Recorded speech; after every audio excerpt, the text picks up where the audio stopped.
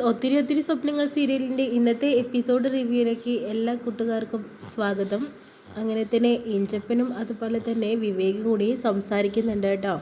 ആദ്യം തന്നെ ഇഞ്ചപ്പൻ പറയുന്നുണ്ട്, ആ നാലാമത്തെ പെൺകുട്ടിയെ ഞാൻ തന്നെ കണ്ടെത്തി തരാം നിനക്ക് എന്ന് പറയുന്നുണ്ട്.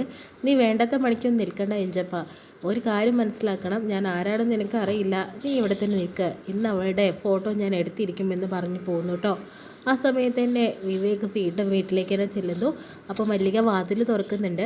അപ്പം മല്ലികക്ക് ഇന്ന് പോയില്ലേ എന്ന് ചോദിക്കുന്നുണ്ട്. ഒന്നും പോയില്ല സാറേ, വേറെ ഒന്നുമല്ല, നാളെ ഇനോഗ്രേഷൻ അല്ലേ, അതുകൊണ്ട് മാഡം പറഞ്ഞു ഇന്ന് പോണ്ട, കുറച്ച് പടികളൊക്കെ ഉണ്ടായിരുന്നല്ലോ ഇവിടെ, അത് കാരണം രാവിലെ ഇവിടെ കുറച്ച് കാര്യങ്ങളൊക്കെ നേരത്തെ ചെയ്തു വെക്കാനുണ്ടല്ലോ, അതുകൊണ്ട്. അപ്പോഴത്തേനും അമ്മയും ഡാഡിയൊക്കെ എവിടെ, അവരൊക്കെ കിടന്നു എന്ന് പറയുന്നുണ്ട്. എന്നാൽ മല്ലികയൊക്കെ പോയി കിടന്നോളൂ എന്ന് പറയുന്നുണ്ട്. ആ ശരി എന്ന് പറഞ്ഞിട്ട് വാതിലടയ്ക്കുന്നു കേട്ടോ. ആ സമയത്ത് മല്ലികയുടെ മകൾ വന്നിട്ട് സംസാരിക്കുന്നുണ്ട് കേട്ടോ. അമ്മ ഇങ്ങനെയൊക്കെ നിന്നാൽ മതിയോ എന്ന രീതിയിലൊക്കെ സംസാരിക്കുന്നുണ്ട്. പിന്നെന്താടാ, പിന്നെ നീ പഠിക്കാൻ പോയില്ലേ, എനിക്ക് പഠിച്ചു കഴിഞ്ഞു എന്ന രീതിയിൽ പറയുന്നുണ്ട്. ഇങ്ങനെ പോയാൽ നീ ഡോക്ടറൊന്നും ആവില്ല എന്നൊക്കെ പറയുന്നുണ്ട്. ഈ അമ്മയ്ക്ക് ഒരു ബുദ്ധിയില്ല. പിന്നെ ഒരു കാര്യം ഞാൻ പറയാൻ വേണ്ടിയിട്ടാണ് വന്നത്, അവിടെ ആ ചേച്ചിമാരുടെ വീട്ടിൽ ആരോ വന്ന് ഒളിഞ്ഞു നോക്കുന്നുണ്ട് എന്ന് പറയുന്നുണ്ട്. അതെയോ അമ്മ, എല്ലാവരും വിളിച്ചു കൂട്ട്, നമുക്ക് അത് കൈകാര്യം ചെയ്യാമെന്നും പറയുമ്പോഴത്തേനും ആരും വേണ്ട, എൻ്റെ അച്ഛൻ പെരിയൊരു റൗഡിയാണെന്ന രീതിയിലൊക്കെ സംസാരിക്കുന്നു കേട്ടോ. എന്നാൽ ശരി, നമുക്ക് പോയിട്ട് നോക്കാമെന്ന് പറയുന്നുണ്ട്. അങ്ങനെ വീണ്ടും ഇഞ്ചപ്പനാണെങ്കിൽ എന്തായാലും ഒളിഞ്ഞു നോക്കാനായിട്ട് നോക്കുന്നുണ്ട് കേട്ടോ. എന്നാൽ ഇവരുടെ ഫോട്ടോ എടുക്കാം, നാലാമത്തെ പെൺകുട്ടി ഇപ്പം എനിക്ക് കണ്ടുപറ്റി തരാൻ പറ്റും എന്ന് പറയുന്നു. ആ സമയത്ത് തന്നെ എല്ലാവരും അവിടെ ഇരുന്ന് സംസാരിക്കുന്നുണ്ട് കേട്ടോ. അങ്ങനെ ശിവയ്ക്കാണെങ്കിലോ ആ ഡോക്യുമെൻറ്റ്സൊക്കെ കിട്ടിയതോടുകൂടി തന്നെ ചാനൽ നല്ല ഗംഭീരമായിട്ട് തന്നെ ഇനി മുന്നോട്ട് പോയിക്കോളും, വിക്രമിൻ്റെ എല്ലാ പദ്ധതിയും പൊളിച്ചടക്കുമെന്ന് പറയുന്നുണ്ട് കേട്ടോ. ഇതെല്ലാം നടക്കും, ആ പാവം സ്ത്രീ മരണപ്പെട്ടതിൻ്റെ കാരണങ്ങൾ സഹിതം ഞാൻ പുറത്ത് കൊണ്ടുവരുമെന്ന് ശിവത എല്ലാവരോടായിട്ട് പറഞ്ഞു കൊടുക്കുന്നുണ്ട് കേട്ടോ. ആ സമയത്ത് തന്നെ അഭിയാണെങ്കിലോ നല്ലൊരു സിനിമ കണ്ടുകൊണ്ടിരിക്കുക കേട്ടോ ചെയ്യുന്നത്. അങ്ങനെ പേടിപ്പെടുത്തുന്ന ഒരു കാര്യമാണ് ഞാൻ വായിച്ചുകൊണ്ടിരിക്കുന്നതെന്നും പറയുന്നുണ്ട്. എന്നാൽ ഞങ്ങൾക്ക് കൂടി കേൾക്കട്ടെ, ഞങ്ങൾ കൂടി അറിയട്ടെ, ഒന്ന് പേടിക്കാലോ എന്ന് പറയുന്നുണ്ട്. ബ്രഹ്മദത്തൻ നമ്പൂതിരിയെക്കുറിച്ചുള്ള ഒരു കഥയാണ് എന്ന് പറയുന്നുണ്ട് കേട്ടോ. എന്നാൽ പിന്നെ ആയിക്കോട്ടെ, നമുക്കൊന്ന് നോക്കാമെന്ന് പറഞ്ഞിട്ട് അങ്ങനെ ഒരു പ്രേതത്തിൻ്റെ ഒരു കഥ പറഞ്ഞു കൊടുക്കുന്ന സമയത്തേനാണ് ഇഞ്ചപ്പൻ ആ ജനലിലൂടെ ഒരു നേടലായിട്ട് കാണുന്നുണ്ട് കേട്ടോ. ഇത് കാണുന്ന എല്ലാവരും പേടിച്ച് വറക്കുകയാണ്. ആ സമയത്ത് തന്നെയാണ് മല്ലിക വന്നിട്ട് ഇഞ്ചപ്പൻ്റെ തലക്കിട്ട് അടിക്കുന്നത്. ഇഞ്ചപ്പനാണെന്ന് അറിയാതെ തന്നെയാണ് കേട്ടോ അങ്ങനെ ചെയ്യുന്നത്.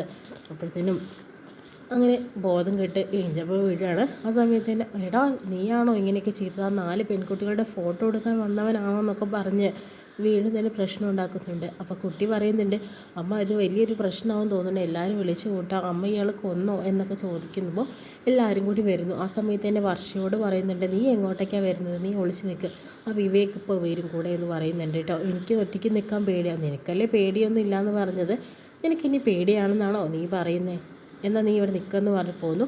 ആ സമയത്ത് തന്നെയാണ് ധനപാലനെ എല്ലാവരും കൂടി അവിടേക്ക് വരുന്നത് കേട്ടോ. അങ്ങനെ വിവേകം വരുന്നുണ്ട്. ആ സമയത്ത് തന്നെ ഇഞ്ചപ്പനാണ് അവിടെ കിടക്കുന്നത്. മല്ലിക നീ ഇഞ്ചപ്പനെ കൊന്നു കളഞ്ഞോ എന്ന് ചോദിക്കുന്നുണ്ട്. ഇവൻ ആ പെൺകുട്ടികളെ എത്തി നോക്കിയപ്പോൾ പിന്നെ എന്താ ചെയ്യേണ്ടത്?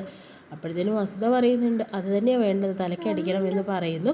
അതിനുശേഷം തന്നെ എന്നെ രക്ഷിക്കാൻ ഇവിടെ ആരുമില്ലേ, ദൃശ്യം സിനിമയിലെ പോലെ ഇയാളുടെ ബോഡി എവിടെയെങ്കിലും കൊണ്ട് കുഴിച്ചിട്ടിട്ട് എന്നെ രക്ഷിക്കും സാർ എന്നൊക്കെ പറഞ്ഞ് ധനപാലനോട് പറയുന്നു കേട്ടോ. ആ സമയത്ത് ആ വിവേകം അങ്ങോട്ട് വരുന്നുണ്ട്. വിവേകം അറിയുന്നുണ്ട്, എന്ത് പറ്റി അമ്മയെന്ന് ചോദിക്കുമ്പോൾ ഇതാ കണ്ടോ, ഇവൻ ആ വീട്ടിൽ ഒളിച്ചു നോക്കി എന്ന രീതിയിൽ പറയുന്നു. ഇഞ്ചപ്പൊന്ന് എണീക്കടാ പറഞ്ഞിട്ട് വിളിക്കുന്നു കേട്ടോ.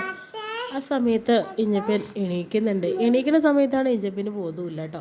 അതിന് വേറെ എന്തൊക്കെയോ പിച്ചിയുമായി മറന്നുകൊണ്ടേ ഇരിക്കുകയാണ് കേട്ടോ. ആ സമയത്ത് തന്നെ വസുധയുടെ അടുത്ത് നിന്ന് അടി കിട്ടുമ്പോൾ വീണ്ടും ബോധം പോയിക്കൊണ്ടേ ഇരിക്കുന്നു. ആ സമയത്ത് ഇവനല്ലേടാ നിൻ്റെ ഫ്രണ്ടായി നിനക്ക് കിട്ടിയത്, ഇവൻ ഇവിടെ കേട്ടിട്ടാന്ന് നിനക്ക് പറഞ്ഞതല്ലേ എന്ന് പറയുന്നു. അങ്ങനെ ഇഞ്ചപ്പനെയും വിളിച്ചുകൊണ്ട് പോകുന്നു കേട്ടോ. അങ്ങനെ വർഷയും എല്ലാ കൂട്ടുകാരും കൂടി സംസാരിക്കുന്നുണ്ട്.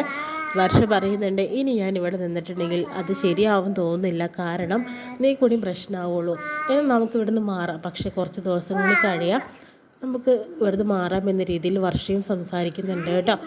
ആ സമയത്ത് തന്നെ വീണ്ടും തന്നെ ഇഞ്ചപ്പനെയാണ് കാണിക്കുന്നത്. അങ്ങനെ മുറി കൊണ്ടുപോയി ഡ്രസ്സ് ചെയ്തിട്ടൊക്കെ വരുന്നു കേട്ടോ. അതിനുശേഷം വിവേകിനോടായിട്ട് പറയുന്നുണ്ട്, എന്താടാ തഴയ്ക്ക് അടി കിട്ടിയപ്പോൾ ആകെയുള്ള ബോധവും പോയടാ എന്നൊക്കെ പറയുന്നുണ്ട്. എനിക്കിപ്പോൾ ആ പെൺകുട്ടി ഇത്രയും പ്രശ്നം ഉണ്ടായിട്ട് അവളെ ഇറക്കി വിട്ടില്ലല്ലോ, അവരവളെ മൂടി വെച്ചിരിക്കുകയാണല്ലോ, അങ്ങനെ ഞാൻ അവളെ പുറത്ത് കൊണ്ടുവരും, എനിക്ക് നല്ല ഉറപ്പുണ്ട് അത് ആ വയനാട്ടിലെ ആ പെൺകുട്ടി തന്നെയായിരിക്കും, ഒരു കാന്താരി പിടിച്ച പെണ്ണ്. എനിക്ക് അവളെ ഒരുപാട് ഇഷ്ടമായടാ. കാരണം വെച്ചിട്ടുണ്ടെങ്കിൽ നീ വിചാരിക്കുന്ന പോലെ അവളൊരു ഐശ്വര്യയൊന്നും അല്ല, അല്ലായിരിക്കാം, പക്ഷേ എൻ്റെ മനസ്സിലെ സൗന്ദര്യം അവൾക്കുണ്ട്. അവളെനിക്ക് ഒത്തിരി ഇഷ്ടമാണെന്നൊക്കെ പറയുന്നു കേട്ടോ. അപ്പോൾ തന്നെ ഇവന് വട്ടായെന്നാണ് തോന്നുന്നത്, പ്രണയം പിടിച്ചിട്ട് വട്ടായോ എന്നൊരു സംശയം ഉണ്ടെന്ന രീതിയിൽ ഇഞ്ചപ്പനും പറയുന്നുണ്ട് കേട്ടോ. അങ്ങനെ വിവേകാണെങ്കിൽ വർഷയെക്കുറിച്ച് സ്വപ്നമൊക്കെ കാണുന്നുണ്ട്. ആ സമയത്ത് വീണ്ടും പിറ്റേ ദിവസം ഇനാഗ്രേഷനൊക്കെ നടത്താനായിട്ട് ഒരുക്കങ്ങൾ നടത്തുന്നു മല്ലിക. ആ സമയത്ത് അഭി അങ്ങോട്ട് വരുന്നുണ്ട്. മല്ലിക ചേച്ചി ഈ ഫ്ലെക്സ് ഇവിടെ വെക്കുക അങ്ങനെ എന്നൊക്കെ പറയുന്ന സമയത്ത് തന്നെ വിവേക് അങ്ങോട്ട് വരുന്നുണ്ട് കേട്ടോ. അപ്പോഴത്തേനും കൊച്ച്, അതായത് നമ്മുടെ മല്ലികയുടെ മോളും അവിടെ തന്നെ ഉണ്ട് കേട്ടോ. അങ്ങനെ കാന്താരി പിടിച്ച പെൺകുട്ടിയാണെന്ന് പറയുന്നു. ആ സമയത്തിന് അഭി പറയുന്നുണ്ട്, നമ്മുടെ കുട്ടി ഇങ്ങനെ തന്നെ ആയിരിക്കും അല്ലേ വിവേക്, തൻ്റെ കുട്ടി സ്മാർട്ടായിരിക്കും, പക്ഷേ എൻ്റെ കുട്ടിയുടെ കാര്യം എൻ്റെ അമ്മയുടെ സ്വഭാവം കണ്ടോ, ഒരു പെൺകുട്ടിയെ പോലും ഇതിനകത്ത് കയറ്റില്ല, എന്നിട്ടല്ലേ കൊച്ചിൻ്റെ കാര്യം എന്ന് പറയുന്നു കേട്ടോ. ആ സമയത്ത് തന്നെയാണ് വർഷയ്ക്കാണെങ്കിലോ എന്തായാലും ജോലിക്ക് പോകണം, പക്ഷേ വിവേക് അവിടെ നിൽക്കുന്നുണ്ട്, എങ്ങനെയെങ്കിലും മാറ്റണം, ആ രീതിയിൽ തന്നെയായി. അങ്ങനെ നമ്മുടെ വിവേക് പുറത്തേക്ക് ഇറങ്ങി വരുന്നുണ്ട്. വിവേക് ഇങ്ങനെ വെയിലത്ത് നിന്നാൽ ശരിയാവോ, ഇനാഗ്രേഷൻ വരുന്ന സമയത്ത് ആകെ വെയിലത്ത് ഒന്ന് വാടുമല്ലോ, ഒന്ന് ഫ്രഷ് ആയിക്കൂടെ അകത്ത് പോയിട്ടെന്നൊക്കെ പറയുന്നുണ്ട്. ഇവൾമാരുടെ പ്രശ്നം എനിക്ക് മനസ്സിലായി, അവളെ മറച്ചു പിടിക്കാനുള്ളതല്ലേ, ഞാൻ ഇവിടെ നിന്ന് പോവുകയില്ല എന്ന് പറഞ്ഞ് വിവേക് അവിടെ തന്നെ നിൽക്കുന്നതായിട്ടോ കാണിക്കുന്നത് ഇന്നത്തെ എപ്പിസോഡിൽ.